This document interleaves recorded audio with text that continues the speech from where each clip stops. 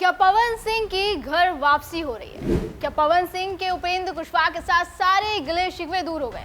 क्या भोजपुरी स्टार का कोई बड़ी जिम्मेदारी मिलने जा रही है? क्या पवन सिंह की राजनीति की स्क्रिप्ट दिल्ली से लिखी जा रही है? एक सुपरस्टार, एक नेता और एक तस्वीर। आखिर क्या है इस मुलाकात के पीछे की पूरी कहानी?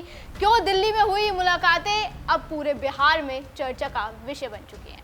भोजपुरी सुपरस्टार और लाखों दिलों की धड़कन पवन सिंह अब सिर्फ सिनेमा के पर्दे के साथ साथ सियासत के मैदान में भी उतरने के लिए तैयार है और उनकी जल्द ही घर वापसी हो सकती है, वो भी बीजेपी में। ऐसा इसलिए कहा जा रहा है क्योंकि उन्होंने राष्ट्रीय लोक मोर्चा के अध्यक्ष उपेंद्र कुशवाहा से उनके दिल्ली आवास पर मुलाकात करी। इस मुलाकात में जो सबसे खास पल था वो कैमरे में कैद हुआ। वो था पवन सिंह का उपेंद्र कुशवाहा के पैर छूना और गले मिलना।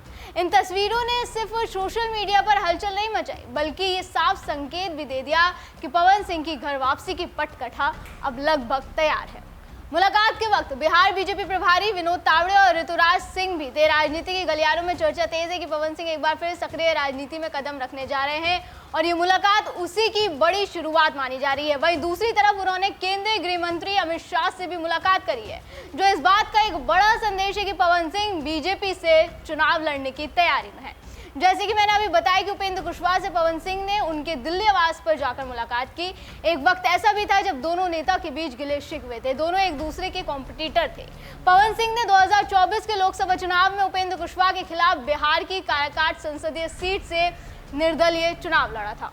पवन सिंह के चुनाव लड़ने के चलते उपेंद्र कुशवाहा चुनाव हार गए थे। इस बात की नाराजगी कुशवाहा ने सार्वजनिक रूप से जाहिर भी की थी, जिसके बाद बीजेपी ने उन्हें राज्यसभा भेजा था। बिहार विधानसभा चुनाव की सियासी सरगर्मी के बीच बीजेपी ने पवन सिंह का घर वापसी कराने का प्लान बनाया, लेकिन इसमें सबसे बड़ी बाधा उपेंद्र कुशवाहा को लेकर थी।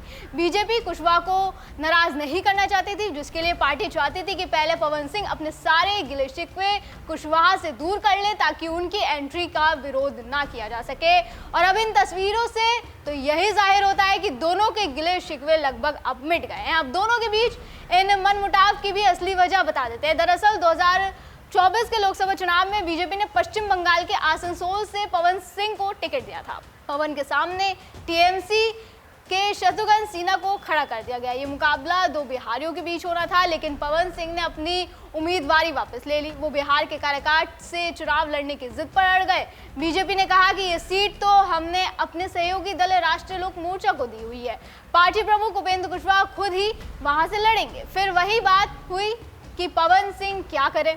उनके सामने दो रास्ते थे, या तो वो काराकाट में कुशवाहा के लिए वोट मांगे या फिर दूसरा निर्दलीय चुनाव लड़े।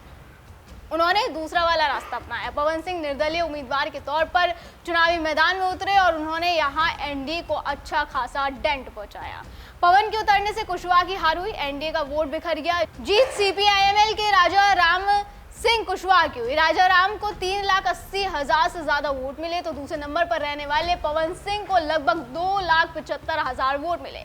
वहीं उपेंद्र कुशवाहा को लगभग 2,54,000 वोटों के साथ तीसरा स्थान मिला। पवन सिंह के उतरने से पहले तक ये लड़ाई कुशवाहा बनाम कुशवाहा के बीच थी। या कहा जाता था कि पवन सिंह को सवर्णों का वोट मिला, इन्हें बीजेपी को कोर वोट बैंक माना जाता है। पवन सिंह के उतरने से कुशवाहा को हार का सामना करना पड़ा और बाद में उन्होंने राज्यसभा से सांसद बनना पड़ा।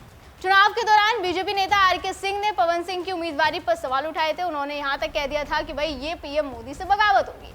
आरके सिंह तब आरा से सांसद थे, लेकिन हाल ही के दिनों में पवन सिंह को लेकर आरके सिंह के बोल बदले। बिहार चुनाव में वो पवन सिंह के लिए बैटिंग करते नजर आ रहे हैं। उन्होंने कहा कि पवन सिंह को फिर से बीजेपी में शामिल हो जाना चाहिए।